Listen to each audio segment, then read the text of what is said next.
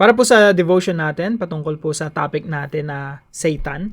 Ibig sabihin po, si Satan ay siya po yung kaaway ng Diyos at kaaway ng mga mananampalataya. Now, meron po isang verse dito na gusto ko po sa inyong i-share. Napakalaga po nito mga kapatid. Sabi po rin sa Colossians chapter 1 verse 13. For He has rescued us from the dominion of darkness and brought us into the kingdom of the Son He loves. Iniligtas niya tayo sa kapangyarihan ng kadiliman at inilipat tayo sa kaharian ng kanyang minamahal na anak. Now, mahalaga po itong verse na ito kasi po maraming mga Kristiyano nagsasabi na si Satan yung naghahari sa mundong ito and yung kaharian ng Panginoong Jesucristo ay wala pa, hindi pa dumadating, sa future 1,000 years pa. So, meaning to say, yung kingdom ni Jesus wala pa. Ang naghahari ngayon, si Satanas. Yung mundo, nasa ilalim ng kanyang kaharian. Now, pag binasa po natin itong verse na ito, at hindi lang po ito ng mga verse na ito, kundi maraming mga verses pa sa Bible, na yung ganong katuruan mali. Ang tamang katuruan, ay si Jesus dumating na dito sa mundo 2,000 years ago, at nagsimula na rin ang kanyang kaharian. Kaya po sinasabi dito sa Colossians 1:13, For He has rescued us from the dominion of darkness. Yes, si Satan, meron siyang dominion, meron siyang kingdom, pero na-rescue na tayo doon sa dominion of darkness from Satan's kingdom. Inilipat na daw tayo sa kingdom of the Son, kingdom of the Lord Jesus Christ. So, and brought us into the kingdom of the Son He loves. Meaning to say, yung kingdom ni Jesus nandito na. Yung mundo natin, bagamat si Satanas, na yung mga nations under his authority, under his power, nung dumating ang Panginoon Jesucristo, dala-dala niya yung kingdom of God. Ang purpose nun, sakupin yung buong mundo. At lahat ng mga bansa, lahat ng mga ethnic groups sa buong mundo ay masakop ni Kristo. That is the goal. At nakabilang na po tayo doon sa mga taong inilipat na mula sa kaharian ni Satanas patungo sa kaharian ng ating Panginoon Jesucristo. So, yung kaharian ni Jesus Christ, hindi po natin yan dadalhin in the future pa or aantayin pa natin in the future. Yung kingdom ni Jesus Christ po, dumating na at sinimulan na yung misyon ng paglilipat ng mga tao mula sa kuko at kapangyarihan ni Satanas patungo sa kapangyarihan ng ating Panginoong Jesucristo. At sinasabi po ng banal na kasulatan, Matthew chapter 13, na yung kingdom ni Jesus Christ, bagamat nagsimulang maliit, ito yung magiging pinakamalaki sa lahat, pinaka-maimpluwensya sa lahat, at masasakop niya po yung buong mundo.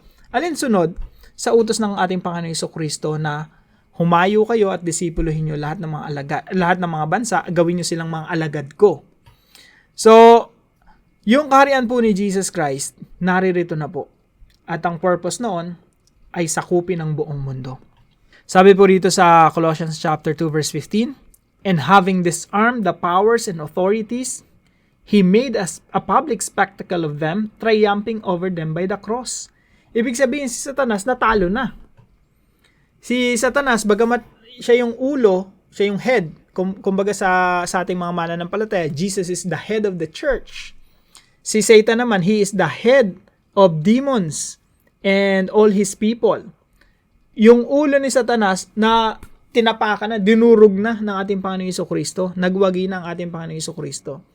Kaya po, ngayon, tayo yung church, we are the advancing church of Christ at sinasakop na natin yung buong mundo sa pamamagitan ng ebanghelyo ng ating Panginoong Jesucristo.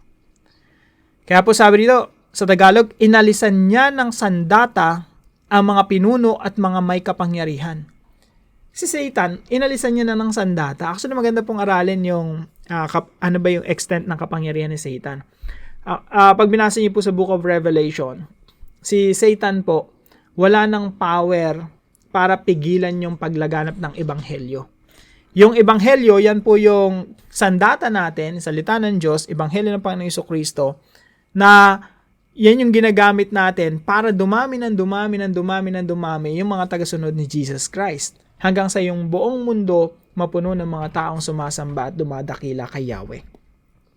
So, yun po yung sandata natin.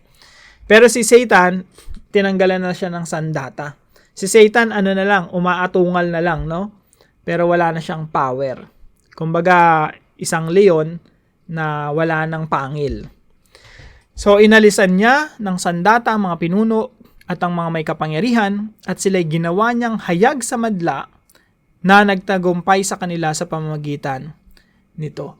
Yung picture po nito, kung babalik tayo sa panahon nila Apostol Pablo, si Paul nung sinusulat niya yan, uso kasi nung panahon nila na kapag ang isang general pumunta sa isang lugar, nasakop yung lugar na yon, yung mga pinuno doon, yung mga general or hari doon, ipinaparada yun sa Rome.